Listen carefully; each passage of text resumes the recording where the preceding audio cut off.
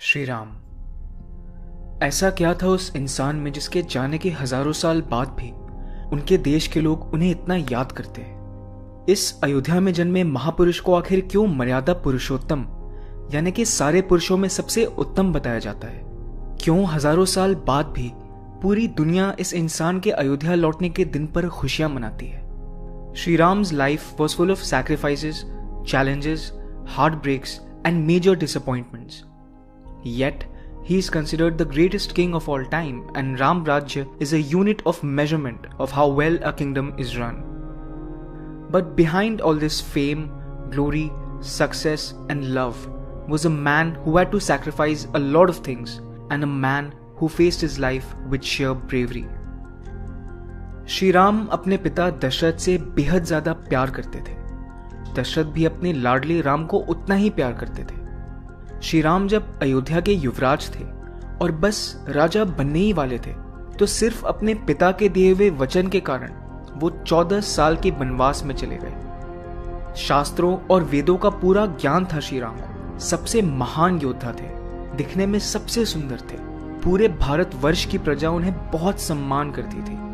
राजा बनने के लिए बिल्कुल तैयार ही थे, बस राज्याभिषेक की देरी थी। लेकिन फिर भी वो राजा नहीं बन पाए। अपने पिता के दिए हुए वचन के कारण बिना शिकायत के श्री राम चुपचाप वनवास काटने को चले गए। श्री राम की किस्मत देखो, जिस पिता को वो इतना प्यार करते थे उनके मरने के समय वो उन्हीं के पास नहीं थे। उधर महाराज दशरथ भी अपने बेटे का नाम पुकारते हुए ही चल बसे। सोचो किस दुख और दर्द से गुजरे होंगे श्री राम। अपने पिता के जाने के बाद वो चाहते तो वचन का पालन ना करते हुए वापस अयोध्या लौट सकते थे, लेकिन फिर भी उन्होंने अपने पिता के दिए हुए वचन का पालन किया। मर्यादा पुरुषोत्तम जो थे। जंगल में श्री राम ने अपनी छोटी सी दुनिया बना ली और उसी में खुश रहने की पूरी कोशिश की। श्री राम सीता मां से इतना प्यार और उन्हें इतना सम्मान देते थे कि शूर्पणखा की लाख कोशिशों के बाद भी उन्होंने मां सीता को किसी तरह का धोखा नहीं दिया। उनके खुद के पिता की 3 पत्नियां थी। वो चाहते तो शूर्पणखा को भी अपनी पत्नी बना सकते थे, लेकिन फिर भी श्री राम ने सिर्फ सीता मां को ही प्यार किया। आप जरा सोच के देखो कि आज मैक्सिमम रिलेशनशिप प्रॉब्लम्स लॉयल्टी को लेकर ही होती है। Cheating on is an extremely common phenomenon, but despite being the most eligible man of his time, Shri Ram stayed loyal to his love. He really loved मां सीता। लेकिन आजकल की कूल यूथ इसको वैल्यू क्यों ही करेगी? ये तो श्री राम को गाली देने में लगी है। श्री राम, मां सीता और लक्ष्मण बस खुशी खुशी रहने ही लगे थे। इतने में रावण ने मां सीता का अपहरण कर लिया। बिना किसी धन के या खुद के राज्य के श्री राम ने अपनी वानर सेना खड़ी की, राम सेतु का निर्माण किया, लंका गए और वहां भी ना चाहते हुए एक महान राजा रावण, भले ही वो कितना बुरा इंसान क्यों ना हो, उसका वध किया। श्री राम युद्ध नहीं चाहते थे, लेकिन जब जरूरत पड़ी तो उन्होंने अपना कर्म किया, मैदान में उतरे और युद्ध किया। आज अगर कोई सोल्जर किसी को ना चाहते हुए मारे तो उसे पोस्ट ट्रॉमेटिक स्ट्रेस डिसऑर्डर होता है। पूरी लाइफ ट्रीटमेंट चलती है और फिर भी लोग उससे उभर नहीं पाते। लेकिन श्री राम ने इस जहर के घूंट को भी चुपचाप पी लिया।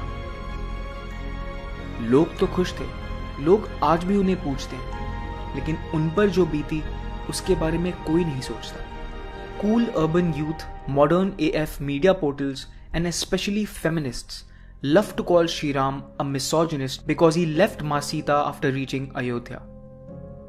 वो ये तो बोलते हैं कि प्रजा के कहने पर श्री राम ने मां सीता को वन में भेज दिया, लेकिन क्या वो ये सोचते हैं कि मां सीता को वन में भेजकर क्या श्री राम खुद बहुत खुश थे? वो तो दुखी ही थे। वो चाहते तो दूसरी शादी भी कर सकते थे, लेकिन उन्होंने नहीं किया, सिर्फ इसीलिए क्योंकि वो मां सीता से बहुत प्यार करते थे। अमीश त्रिपाठी अपने बुक इमॉर्टल इंडिया में श्री राम के बारे में ये कहते हैं, of course we are all well aware that lady Sita suffered abandonment by lord Ram. I am not belittling her suffering at all. Yes, he was unfair to her. He was also unable to be fair to his children, who was deprived of a father in the initial phase of their life. But how many of us know that Lord Ram suffered as well? He ended his mortal life with Jal Samadhi, essentially forsaking his body by drowning. Legend holds that as Lord Ram walked into the Sarayu River, in his last moments he chanted the name of his wife, Sita. Shri Ram ने अपनी पूरी जिंदगी राजधर्म का पालन किया. उनके लिए उनकी प्रजा सबसे पहले थी. अगर हमारे आज के लीडर्स उसी राजधर्म का पालन करें तो सिर्फ हमारी हिस्ट्री में ही नहीं, भारत के फ्यूचर में भी राम राज्य फिर से आएगा. अगर आपको ये वीडियो पसंद आई हो तो इसे अपनी फैमिली और दोस्तों के साथ शेयर जरूर करें. Thanks a lot for watching FMF. Do check out our other stuff and subscribe to FMF for more such content.